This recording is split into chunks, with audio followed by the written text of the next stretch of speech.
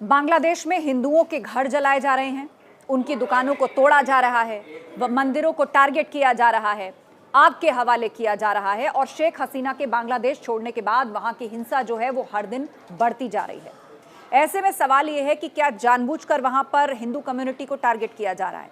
वहां की जो हिंदू कम्युनिटी है वो प्रधानमंत्री मोदी से आस लगाए बैठी है और इस सब के बाद भारत में आज सर्वदलीय बैठक हुई बांग्लादेश और शेख हसीना के हालात को लेकर।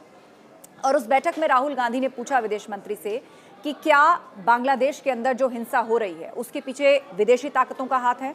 तो इसके जवाब में विदेश मंत्री एस जयशंकर ने कहा कि पता लगाया जा रहा है, वहां के हालात पर सरकार की नजर बनी हुई है। और इस बीच एक पाकिस्तानी डिप्लोमेट ने सोशल मीडिया पर अपनी तस्वीर चेंज की थी और उस पिक्चर में बांग्लादेश की तस्वीर लगाई गई थी।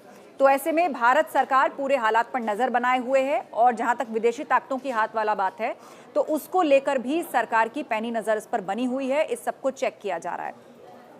लेकिन इस सब के बीच जो हिंदू वहां से बेघर हो रहे हैं, जिनके मकानों को तोड़ दिया गया, जिन पर जुल्म ढाए जा रहे हैं, जिनकी दुकानों को तोड़ दिया गया, आग लगा दी गई और करोड़ों की संख्या में ये शरणार्थी अब भारत की मोदी सरकार से उम्मीद लगाए हुए हैं। खास तौर पर ये जो हिंदू कम्युनिटी है जिस पर वायलेंस हो रहा है वो मोदी सरकार की मदद से आस लगाए हुए है। लेकिन इसके साथ ही आपको बता दें कि बांग्लादेश में मोदी सरकार के पास 5 बड़ी चुनौतियां भी है। वहां के जो हालात चल रहे हैं उस पर सरकार की नजर तो है ही, लेकिन साथ साथ 5 बड़ी चुनौतियां भी हैं बांग्लादेश को लेकर। पहली तो ये कि वहां पर हो रहे जो हिंदू कम्युनिटी पर वायलेंस है उसे लेकर डिप्लोमेटिक कोशिश करनी होगी और बांग्लादेश की सेना पर दबाव बनाना होगा ताकि वहां पर हिंदू कम्युनिटी को सुरक्षित रखा जा सके। ये सरकार के सामने एक बड़ी चुनौती है।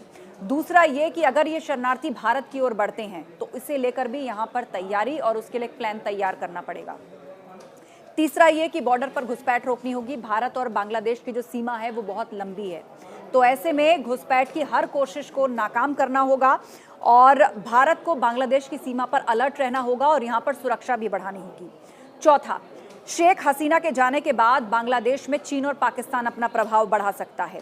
इसे लेकर भी भारत सरकार को रणनीति बनानी होगी और बेहद सतर्क रहना होगा।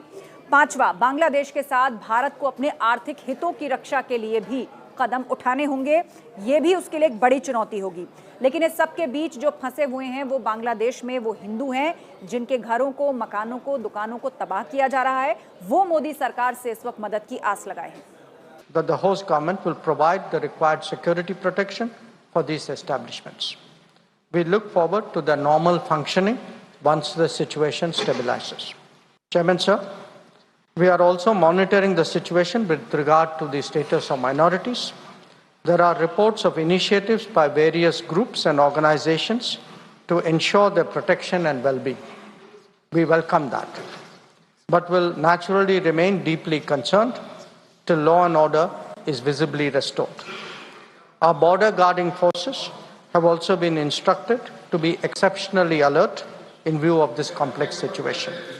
In the last 24 hours, we have also been in regular touch with the authorities in Dhaka.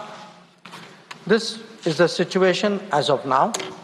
I seek the understanding and support of the House in regard to sensitive issues regarding an important neighbor on which there has always been strong national consensus. Thank you.